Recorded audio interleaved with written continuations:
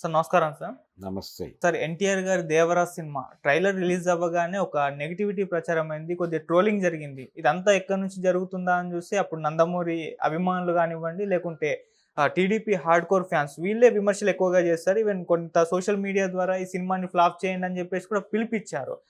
తరువాత అదే టైంలో ఇక్కడ తెలంగాణలో ఆ సినిమాకి బెనిఫిట్ షోలకు కాస్త పాజిటివ్‌గా రెస్పాండ్ అయ్యారు.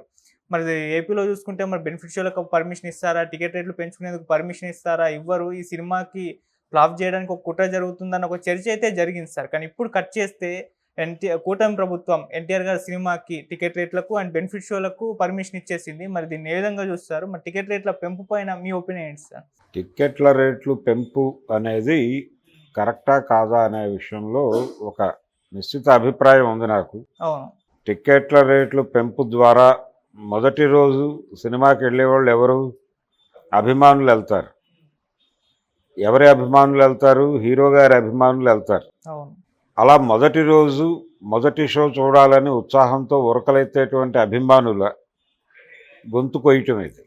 టిక్కెట్ల రేట్లు పెంచడం అంటే అభిమానుల్ని కోసుకు తినేయటమే. తమ మీద ఉన్నటువంటి అభిమానాన్ని సొమ్ము చేసుకోవడానికి చేసేటువంటి ప్రయత్నం ఇది. కాబట్టి టిక్కెట్ల రేట్లు పెంపు అనేది కరెక్ట్ కాదు, కానీ మా ప్రాజెక్టుకి ఇది అవసరము అనే ఉద్దేశంతో వీళ్ళు వెళ్ళి అడుగుతున్నారు. ఆ విషయం చిరంజీవి గారు మాట్లాడాడు.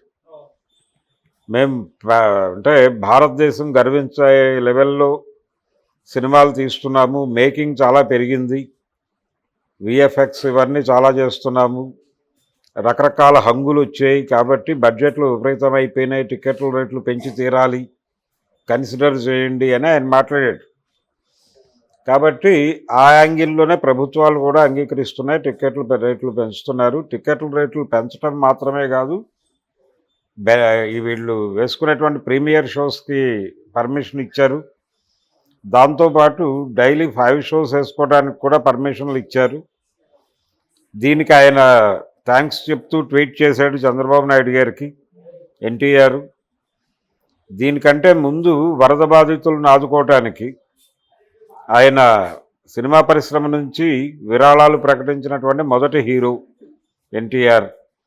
ఆయన విరాళం ప్రకటించిన మరుక్షణం లోకేష్ గారు ట్వీట్ చేశాడు, థ్యాంక్ యూ బావా అని. ఈ రెండు కుటుంబాల మధ్య అంత సాన్నిహిత్యం లేదు అనే మాట ప్రపంచంలో ప్రతి ఒక్కరికి తెలిసిన విషయమే.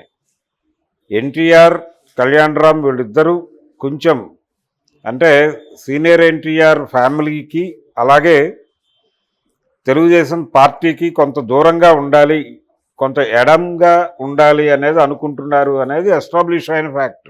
అవును. అలాగే ఎన్టీఆర్ సినిమాలని ఇబ్బంది పెట్టే ప్రయత్నం తెలుగుదేశం పార్టీ నుంచి గతంలో జరిగిన సందర్భాలు అనేకం ఉన్నాయి. అయితే ఇవన్నీ దృష్టిలో పెట్టుకుని ఈ సినిమాకి పర్మిషన్ ఇవ్వకపోవచ్చు అనేటువంటి ప్రచారం జరిగింది. కానీ తెలుగుదేశం పార్టీ అంటే కూటమి ప్రభుత్వం పాజిటివ్గా రెస్పాండ్ అయింది. వీళ్ళ విజ్ఞప్తికి రెస్పాండ్ అయ్యి అన్ని రకాల అనుమతులు ఇచ్చారు. ఈ అన్ని రకాల అనుమతులు ఇవ్వటం వెనకాల వ్యాపారాన్ని వివాదాన్ని కలిపి చూడకూడదు, అంటే పర్సనల్ లెవెల్లోనూ ఫ్యామిలీ లెవెల్లోనూ ఉన్నటువంటి విభేదాలు లేకపోతే అభిప్రాయ భేదాలు వీటిని వ్యాపార రంగంలోకి విస్తరించకూడదు, విస్తరించడం వల్ల నష్టాలు వస్తాయి తప్ప లాభాలు రావు అనే వ్యాపార సూత్రం ప్రకారం దీనికి అంగీకరించి ఉంటాడు చంద్రబాబు నాయుడు అనేది నా అభిప్రాయం. వ్యాపారంలోకి సెంటిమెంట్లు పట్టు రాకూడదు, ఏ ఇతర బ్యాగేజీలు రాకూడదు. అది వ్యాపారం తాలూకా ఒక సిద్ధాంతం. ఆ సిద్ధాంతం ప్రకారమే చంద్రబాబు నాయుడు గారు ఈ వివాదంలోకి వెళ్ళలేదు. అలాగే ఇతను కూడా ఇన్ని ఇబ్బందులు ఉన్నప్పటికీ రేపటి అవసరాన్ని దృష్టిలో పెట్టుకుని ఆ రోజు విరాళం భారీగా ప్రకటించాడు. విరాళం భారీగా ప్రకటించిన ఫలితం ఈ టిక్కెట్ల రేట్లు పెంపు, ఇతర సౌలభ్యాలు కావచ్చు. అలా ఒక సయోధ్య ఉంది వాళ్ళ మధ్య, వ్యవహారంగా చూసే పరిస్థితి ఉంది కాబట్టి ఆ సయోధ్య నడుస్తుంది. అది టోటల్గా ఈ టిక్కెట్ల రేట్లు పెంపు అలాగే ఈ షోస్కి సంబంధించినటువంటి అనుమతులు వీటికి సంబంధించినటువంటి వాళ్ళ మధ్య అవగాహన వెనకాల ఉన్న నేపథ్యం ఇది. ఇది అన్ని ప్రాంతాలకి ఇది వర్తించదు. రేపు పొద్దున వాళ్ళ ఇంట్లో ఏదైనా ఫంక్షన్ జరిగితే ఎన్టీఆర్ రాకపోవచ్చు. లేదు సీనియర్ ఎన్టీఆర్కి సంబంధించిన ఏదైనా కార్యక్రమం జరిగినా ఆయన రాకపోవచ్చు, గౌరవప్రదంగానే తప్పుకుంటాడు సీన్లో నుంచి. ఎందుకంటే గతంలో ఈయన వెళ్ళి అవమానపడినటువంటి సందర్భాలు కూడా ఉన్నాయి. లోకేష్ వివాహానికి ఆయనకి ఆహ్వానం ఉంది, ఆయన వెళ్ళాడు, ఎవరు పలకరించక హ్యూమిలేషన్కి గురై బయటకు వచ్చేసాడు. ఆ రోజుల్లో పేపర్లు అలాగే అప్పటికి ఉన్నటువంటి ఎలక్ట్రానిక్ మీడియా కూడా దాన్ని రిపోర్ట్ చేసింది.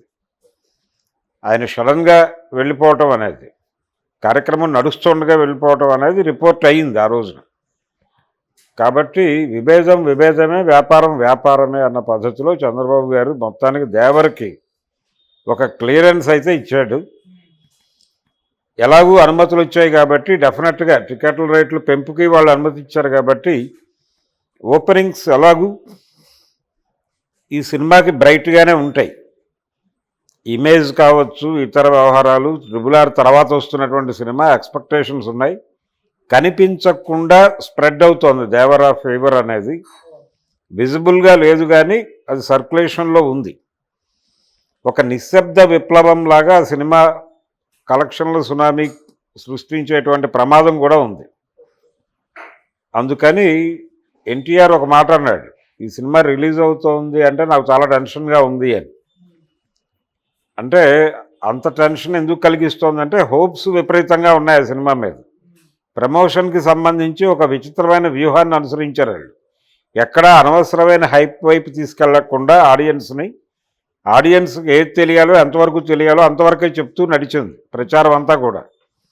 అది చాలా వ్యూహాత్మకంగా ప్లాన్ చేశారు.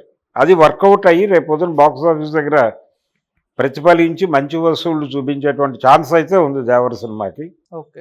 దానికి ఇప్పుడు ఏపీలోను ఇతర ప్రాంతాల్లోనూ షోస్కి సంబంధించి రేట్లకు సంబంధించి